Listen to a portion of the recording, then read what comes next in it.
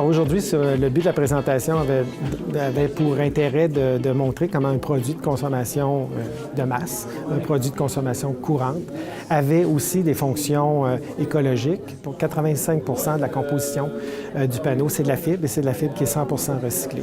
Alors l'objectif, c'était aussi d'amener un petit peu un aspect un peu plus démocratique à un produit courant et puis que les gens ne réalisent pas toujours non plus c'est quoi la composition de ce produit-là, puis que dans le fond, ils achètent des produits et ces produits-là, sans être nécessairement toujours tagués vert, ont aussi une contribution qu'on fait dans le monde pour une planète plus verte, là, comme je le disais tout à l'heure. Je pense que c'était ça l'intérêt aussi de présenter ça aujourd'hui.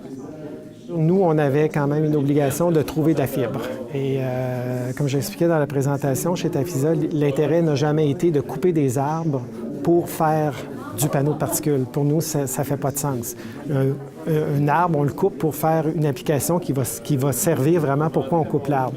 Nous, on travaille autour de ce qui reste. Une fois qu'on a utilisé l'application qu'on voulait en faire, nous, on travaille autour, on va chercher ça, puis on fait autre chose avec. Alors pour nous, c'est illogique de couper un arbre, de chipper, puis de faire du panneau de particules.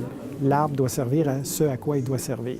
Alors, notre défi, nous, c'est de continuer à trouver cette source-là. Cette ressource-là, elle est de moins en moins disponible à cause du fait que la ressource comme telle, elle est dans le marché dans lequel on évolue, est de moins en moins présente. Les scieries ferment dans les villages, un peu partout. Alors, il faut trouver des sources d'approvisionnement différentes.